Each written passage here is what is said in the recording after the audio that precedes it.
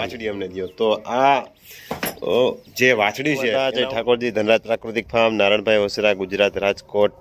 ચાલો આપણે બતાવીએ માણસો સારા નંદીની પસંદગી કરે અને એનાથી સારી ઓલાદની વાછડીઓ જે થાય એ પણ તમને ચોક્કસ બતાવું. ગયા વતરા ગાય આપણે ત્યાં ફેરવી ગયા હતા અને કેવી સરસ મજાની વાછડી એવી ગા કરતાં પણ વાછડી કિંમતી છે. ચાલો બતાવું તમને. હા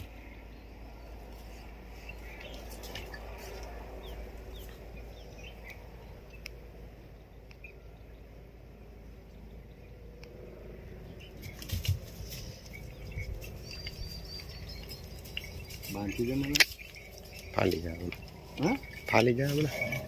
આ વર્ષે આપણા ભદ્રથી આ જ ગા આપણે કન્સીવ થઈ હતી અને આ વર્ષે ટૂંકમાં રુદ્રનો પ્લાન છે.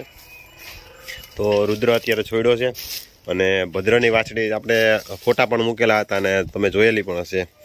તો આપણે આ ભદ્રની વાછડી છે, તમે જોઈ શકતા હશો. એટલી સુપર અને મસ્ત વાછડી છે કે કલ્પના ન કરી શકાય. અને એ ખેડૂત અત્યારે આપણી પાસે છે. લગભગ આ વાછડીને 30 થી 40 જણા માગી લીધી છે કે ભાઈ વાછડી તમે અમને દો, વાછડી અમને દો. તો આ જે વાછડી છે એના ઉપરથી એ વસ્તુ ફાઇનલ થાય કે નંદી સારી ઓલાદનો છે અને નંદીના કારણે થઈ અને બચ્ચા થાય. તો આપણે ખેતરમાં જ્યારે બી વાવતા હોય તો સારું પસંદગી કરતા હોય તો સેમ વસ્તુ આ જ છે કે જ્યારે આપણે કોઈ પણ પ્રકારની સારી કે મીડિયમ કે માપે મેળે ગાય હોય તો સારા નંદીની પસંદગી કરીએ તો એની પાછલી પેઢી સરસ મજાની અને સારી આવે. તો આ વાછડી તમે જોઈ શકતા હશો. એવી સરસ મજાની, મોઢું ટૂંકું, કાન સરસ, ભૂંગળીવાળો કાન, આકડીયો કાન અને સરસ મજાની આ આપણા ભદ્રની વાછડી છે. અને આ વર્ષે આપણે રુદ્ર છોડેલો છે. તો આવતા વર્ષે કેવું રિઝલ્ટ એ જોવાનું છે. અને ચાલો આપણે લાલાભાઈને મળાવીએ. લાલાભાઈ આપણે કહીએ કે ભાઈ એના કેટલાક જણા વાછડી માગી લીધી. લાલાભાઈ, આ વાછડી તમારી પાસે કેટલાક લોકોએ માગી છે? 35 જણાએ માગેલી. વાછડીનો જન્મ થયો ને ફોટો બીજે ત્રીજે દી મૂક્યો ત્યાંથી જ માગવાનું. તો નંદી વિશે તમારું શું કહેવાનું છે? નંદી બહુ સારા. નંદી બહુ સારા.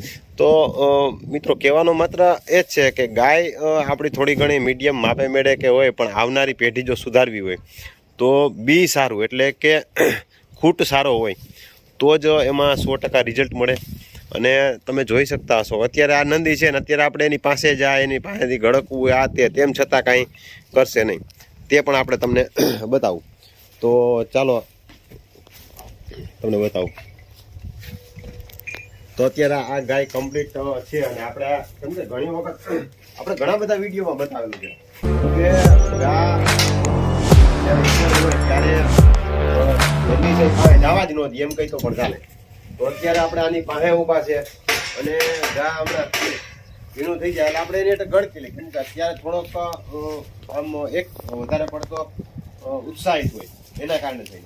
અને હમણાં જ એટલે કે લગભગ એમ માનું ને કે થોડાક જ સમયમાં ગા કમ્પ્લીટ કન્સીવ થઈ જાય. એનું કારણ છે કે ગાય સારી છે અને ગાય લગભગ સારામાં સારા નંદીને ઉછેર કરવો અને નંદીની પસંદગી કરવી તેનો મેન હેતુ એ જ છે કે ભાઈ સારા નંદી પસંદગી કરી અને આપણે આગળ વધીએ.